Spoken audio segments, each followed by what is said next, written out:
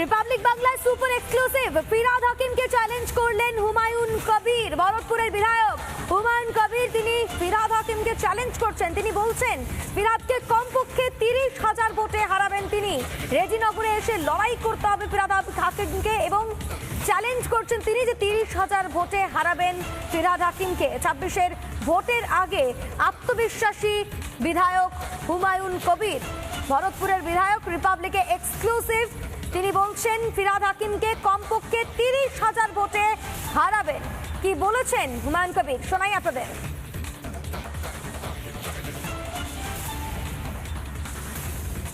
মুসলিম vote bank নাকি ফিরহাদ হাকিম নিয়ন্ত্রণ করেন, এটা ঠিক? ফিরহাদ হাকিমকে জিজ্ঞেস করুন। আর যদি অত মুসলিম ভোটকে যদি উনি কন্ট্রোল করে, তাহলে আমি ওনাকে চাইছি 67%। ফিরহাদ হাকিমকেও চাইছেন আপনার দলে? আমার দলে চাইছি না, আমার এগেইনস্টে উনি লড়ুন। লড়াইয়ের মমতা ব্যানার্জির ছবি নিয়ে ওনার খুব ইন্টারেস্ট, যে মমতা বন্দ্যোপাধ্যায়ের পিছন থেকে ছবি ছড়ে গেলে নাকি অস্তিত্ব হয়ে যায়। তো মমতা বন্দ্যোপাধ্যায়ের ছবি নিয়ে আর জোড়া ফুলের লোগো নিয়ে রেজিনগরে ওনাকে ইনভাইট করছি। হুমায়ুন কবির রিপাবলিক বাংলা স্টুডিও থেকে বলছেন যে রেজিনগরে ফিরহাদ হাকিম এসে আমার সঙ্গে কন্টেস্ট করুন, দেখা যাবে কার আমি লড়বো। আর ফিরহাদ হাকিম কত বড় মাসিয়া, মুসলমানদের কত বড় নেতা, আমি চ্যালেঞ্জ করছি, আপনি আসুন। মার্জিনটা 30,000 থাকবে, 1956 থাকবে না, 30,000। রবিউল আলম চৌধুরী যে এক্সিস্টিং এমএলএ আছে, সে 68,000-এ জিতেছে 2021। আমি ওখানে তাকে যদি আবার পুনরায় প্রার্থী করে, তাকে 50,000-এর মার্জিনে হারাবো, এই জোড়া ফুলকে। আর যদি ববি হাকিম আছে, তাকে 30,000-এর মার্জিনে। ববি হাকিমের জন্য কম হতে পারে, রাজ্যের বিরাট বড়, কলকাতার মেয়র, তারপরে দিদির টালির চালে ঢেল মারতে পারে। রিপাবলিক বাংলার স্টুডিওতে বসে হুমায়ুন কবির তিনি চ্যালেঞ্জ করছেন ফিরহাদ হাকিমকে। তিনি বলছেন যে রেজিনগরে এসে লড়াই করুন, ফিরহাদ হাকিম 30,000 ভোটে হারাবেন ফিরহাদ হাকিমকে। আর এই বিষয় নিয়ে আমরা কথা বলবো, আমাদের প্রতিনিধি অনুপম এই মুহূর্তে আমাদের সঙ্গে রয়েছে। অনুপম, ফিরহাদ হাকিমের তরফ থেকে কি কোনো প্রতিক্রিয়া পাওয়া গিয়েছে?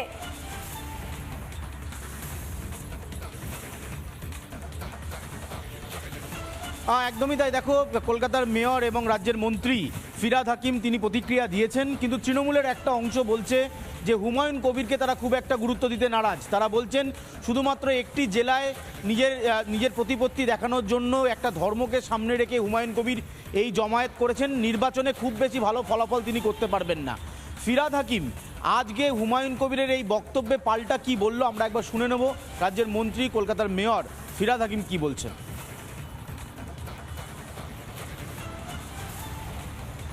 বলছি, হুমায়ুন কবির আপনার বিরুদ্ধে বলছে যে আপনি 30,000 ভোটে আপনাকে হারাবে যদি আপনি ওনার বিরুদ্ধে দাঁড়ান, উনি লড়বেন আপনার বিরুদ্ধে। হুমায়ুন কবির আমাদের রিপাবলিক বাংলায় এসে বলেছেন আপনাকে 30,000 ভোটে হারাবেন যদি আপনি ওনার বিরুদ্ধে প্রার্থী হন। কত বড় মুসলমান নেতা আপনি, উনি দেখে নেবেন। পাগলে কিনা বলে, ছাগলে কিনা খায়। বলছে দল আপনার বিরুদ্ধে ব্যবস্থা নেয়নি আপনি যখন বলেছিলেন। ববিদা, বলছি হুমায়ুন কবির আপনার বিরুদ্ধে বলছে যে আপনি 30,000 ভোটে আপনাকে হারাবে যদি আপনি ওনার বিরুদ্ধে দাঁড়ান, উনি লড়বেন আপনার বিরুদ্ধে। হুমায়ুন কবির আমাদের রিপাবলিক বাংলায় এসে বলেছেন আপনাকে 30,000 ভোটে হারাবেন যদি আপনি ওনার বিরুদ্ধে প্রার্থী হন।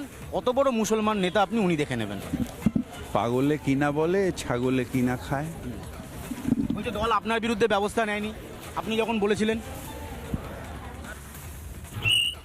একেবারে প্রতিক্রিয়া শুনলাম এই মুহূর্তে ফিরহাদ হাকিমের এক্সক্লুসিভ সেই প্রতিক্রিয়া রিপাবলিক বাংলা দর্শকদের জন্য আমরা তুলে ধরলাম। অনুপম রয়েছে আমার সঙ্গে। অনুপম, তুমি যেমনটা বলছিলে, ফিরহাদ হাকিম তিনি তো কার্যত পাগল বলে সম্বোধন করলেন ঘুরিয়ে হুমায়ুন কবিরকে।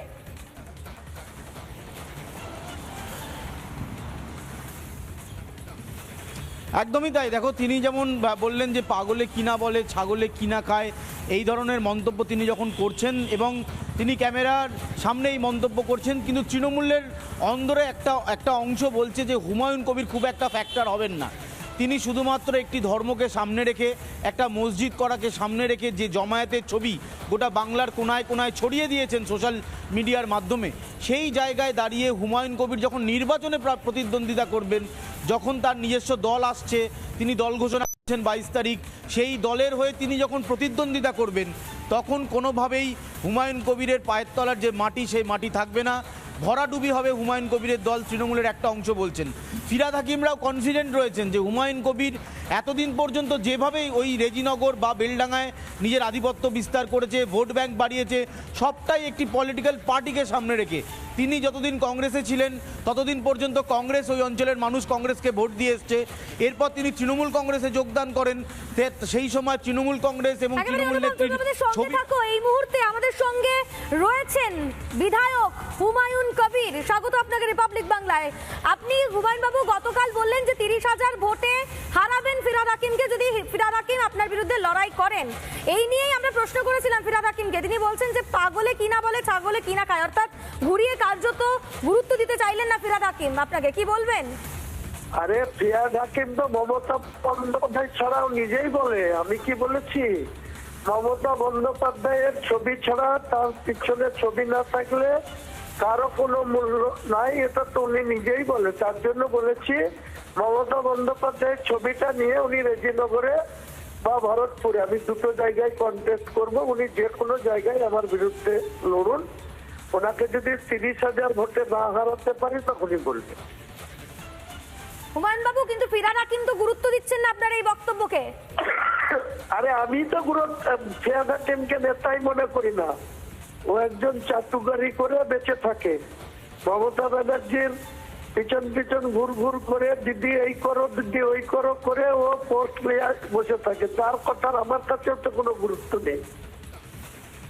বেশ, অনেক ধন্যবাদ আপনাকে। আমাদের সঙ্গে ছিলেন বিধায়ক, ভরতপুরের বিধায়ক হুমায়ুন কবির, এবং কার্যত তিনিও বলছেন যে তিনিও ফিরহাদ হাকিমকে নেতা বলে মনে করেন না, এবং যদি ফিরহাদ হাকিম চান তাহলে তিনি 30,000 ভোটে তাকে হারানোর ক্ষমতা রাখেন। এই বিষয় নিয়ে কেন্দ্রীয় প্রতিমন্ত্রী সুকান্ত মজুমদার তিনি ঠিক কি বলেছেন শোনাই আপনাদের।